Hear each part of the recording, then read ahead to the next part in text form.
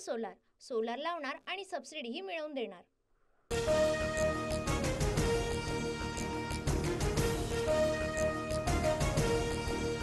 सत्ता स्थापनेपूर्वी दिल्लीमध्ये राजकीय घडामोडींना वेग, विनोद तावडे आणि जेपी नड्डांमध्ये तासभर चर्चा। तावडेंनी महाराष्ट्राच्या विषयावर माध्यमांशी बोलणं टाळलं। एकनाथ शिंदे यांची तब्येत ठीक नसल्यामुळे डॉक्टरांच्या पथकाकडून तपासणी। शिंदे सध्या साताऱ्यामधल्या दरे गावात विश्रांती घेत असल्याची माहिती।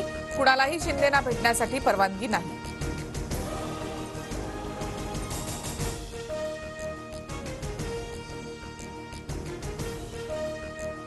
5 डिसेंबरला फडणवीस मुख्यमंत्री पदाची शपथ घेणार। दुपारी 1 वाजता आझाद मैदानावर शपथविधी होणार, सूत्रांची माहिती। माध्यमांच्या चर्चांकडे आम्ही लक्ष देत नाही। एकनाथ शिंदेंच्या गृहमंत्री पदाच्या मागणीच्या चर्चेवर फडणवीसांची प्रतिक्रिया।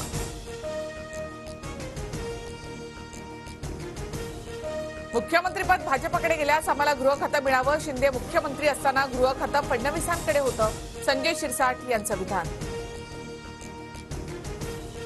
बाबा आढाव यांनी उद्धव ठाकरे यांच्या हस्ते पाणी पिऊन उपोषण सोडलं। आता सत्तामेव जयते विरोधात आपण उभं राहू।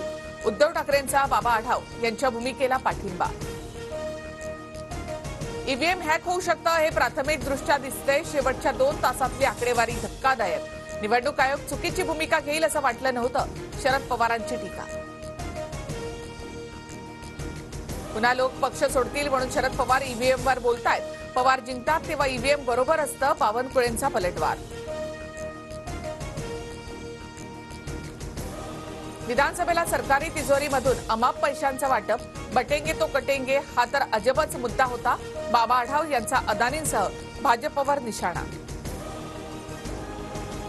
5 महिन्यामध्ये लोकांचा कौल बदलला तर आम्ही काय करायचं? आढावांच्या ईव्हीएम बाबतच्या संशयावर अजित पवारांचं उत्तर। ईव्हीएम हॅक करता येतं, मी इंजिनियर असल्यानं मला माहिती। महादेव जानकर यांचं मोठं वक्तव्य।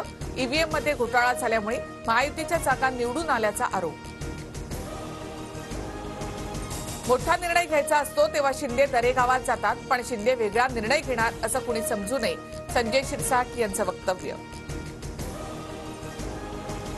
मोठा निर्णय घेण्यासाठी हिंमत लागते। ईडी सीबीआयचं भय असणारे मोठा निर्णय घेऊ शकत नाहीत। शिवसेना फोडल्यामुळे मेहरबानी म्हणून मुख्यमंत्रीपद दिलं, संजय राऊत यांची टीका।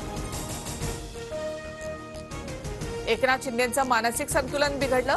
शिंदेंच्या डोळ्यामध्ये चमक नाही, चेहराही पडला, राऊतांची टीका। तर शिंदेना कोणी शब्द देऊन फिरवलाय का? राऊतांकडून शंका व्यक्त।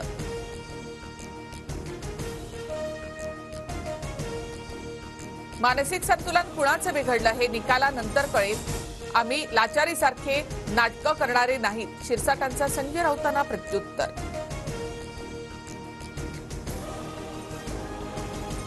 तीन डिसेंबरला भाजपच्या गटनेता निवडीसाठी आमदारांची बैठक। भाजपचे निरीक्षक राज्यात येऊन गटनेत्याची निवड करणार। बहुमत असूनही सरकार स्थापन होत नाही हे अशोभनीय। मतं सेट केली जात आहेत यावर आधी विश्वास बसत नव्हता, पण आता बसतोय, शरद पवार यांची टीका।